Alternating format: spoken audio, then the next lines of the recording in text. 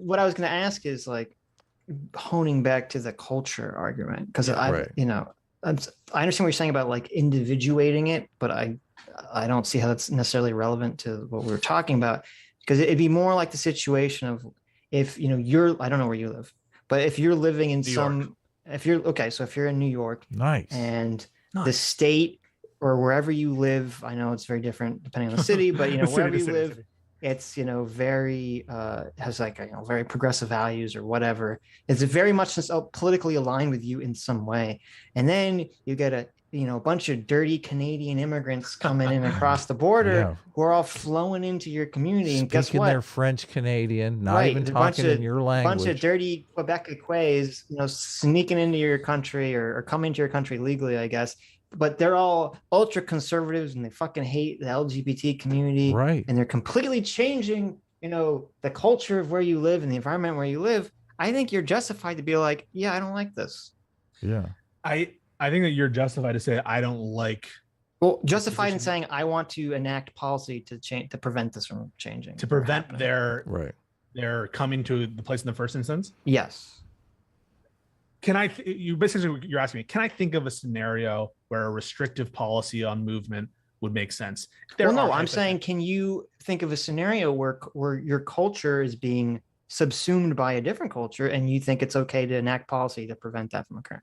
I can think of hypotheticals in which that would be true. I can think in principle, you can make a hypothetical where it's so oppressive and so bad that of course I'd have to. So imagine there's. Well, it doesn't have to be oppressive. You say, okay, it's going from being pro-LGBT progressive to anti-LGBT, making it a crime, very conservative, socially conservative, right? Yeah. That's not like super. That's not even super like not conceivable. That's something that could very much happen. Right? At that point, maybe the distinction between political ideas and political attitudes and the people themselves, maybe that's a thin one indeed. And what you're trying to show me is that ideas are not just things that exist in the universe. Well, they're held by individuals.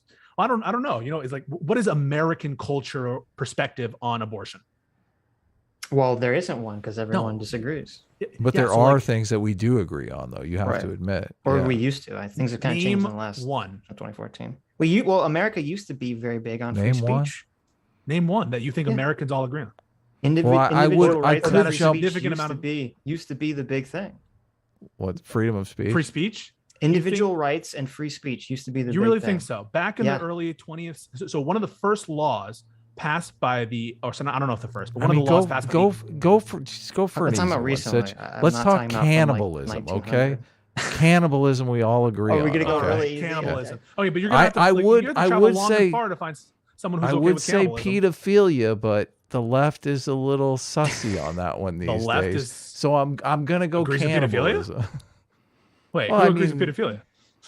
Well, there's the whole map thing that's going on, which is a little weird, but what's the map thing?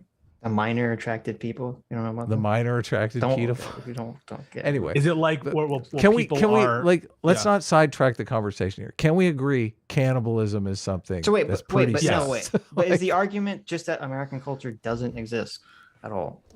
No, that American culture, to the extent that it exists in substance, I really think the glue of American culture, and people are going to laugh at me and think that I'm being a memer. Okay. I think it's the Constitution. Well, innocent until proven guilty. Well, you just gave me habeas corpus. I literally said free speech used to be one of these defining principles. But hang on a second. That the notion that there is a Constitution, that we're bound by it, and the notion of rule of law, but the particulars everyone disagrees with dramatically. And so on the First Amendment stuff, all the Constitution says is Congress shall make no law abridging the freedom of speech. I see. So you're just saying basically an adherence to a structural framework. There's an idea of that there's individual rights, that there's an idea that there's, that we have a system of government that has checks and balances and where, power checks power, and that we're all in on this project called democracy or representative democracy. People disagree on the particulars, but they agree that we're engaged in an effort to do that. That's kind of like the common glue here. No, that's way too vague. It is vague. No, it totally is very, very vague. But the reason is, if you get any more narrow than that, you have problems. So think about the First Amendment stuff. I think you would agree. I don't agree with you probably, but you probably agree that like a lot of people who are advocates of censorship on Twitter and Twitch, that they're anti-free speech, right? Yeah. For the most part. So that is a huge disagreement, right? Whether or not places which are, you could say, pseudo public squares or effective public squares, or something like that, whether or not those areas, when they choose to discriminate, a content-based, viewpoint-based discrimination, whether or not that involves First Amendment concerns. There are a lot of people, I would say millions of people in this country, who disagree with you.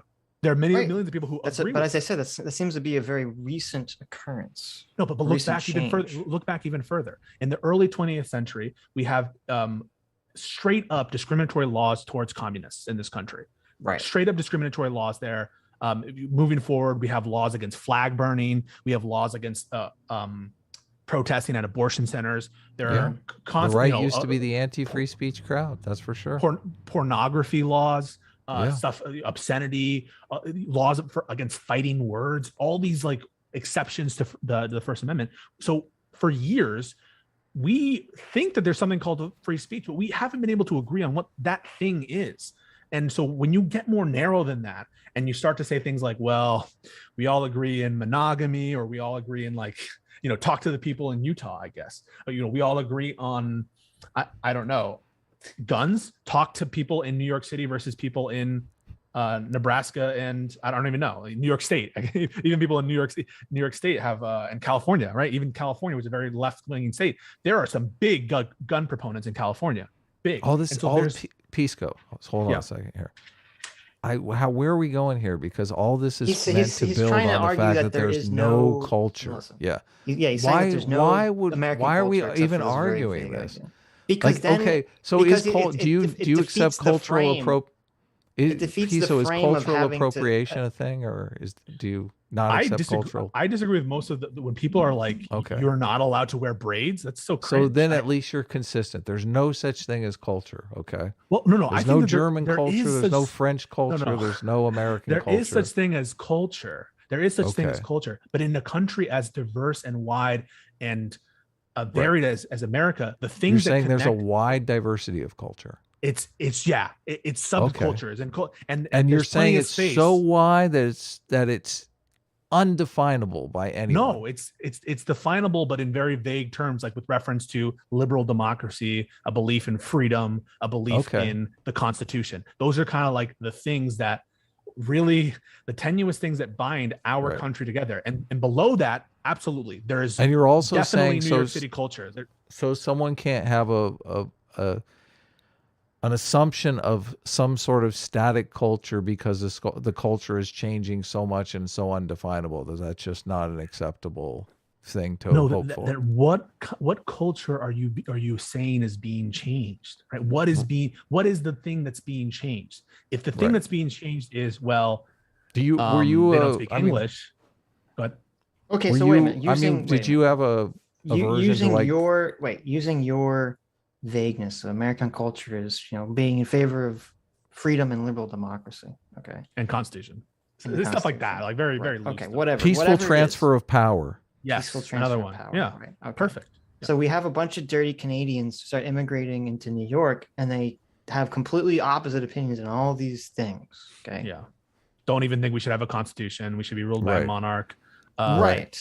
Bunch of dirty monarchists who we've argued with come in or sweeping across New York. Okay, infiltrating your community, changing the culture. Okay, do you think it's okay to pass laws, but we don't want these people here? I think with a significant showing of two things. One, that these people harbor those views, and that by bringing these people into this space, they are likely to change in significant ways, and in unacceptable ways, that very culture that I spoke about, the thing that binds all of us together. I think if you have a strong showing on those fronts, that yes, you could make a justification for restricting it. And to give you even a better example of that would be, say you had, I'll give the conservatives one, right? I'm against religious tests, right? And religious theocracies. So if you had, if there was a showing that you're going to import a bunch of extremely evangelical Christians or Muslims who are going to change New York City into a theocracy, would I be in favor of policies to stop that or to slow that? I think the answer is yes. You can give me hypotheticals where the risk is great that you're going to break down the fabric of what binds us. I just don't think that showing has been met by the people who are saying that. Right. So you're not against, protecting your culture or whatever. What you're against is that you just don't think what people are protecting is well, he doesn't think the culture is a threat. The thing that people are citing are things that I wouldn't consider like the unifying culture of America. That's one. And then I don't think that they're actually a threat to whatever that unifying culture is. In terms of America, I don't think there is a threat to American culture. Yeah. From, people coming from the South. Yeah. I some of these European nations are the size of a postage stamp. Right. I think, yes, I think European countries having immigration, especially from the Middle East or from Africa, have a much stronger argument on the culture front than we do in America. Maybe, but even there, I think that I think it's a little overblown. I think it's a little over. Not to say. Well, I mean, I don't live in these countries, so I can't. Yeah, I don't know. Yeah.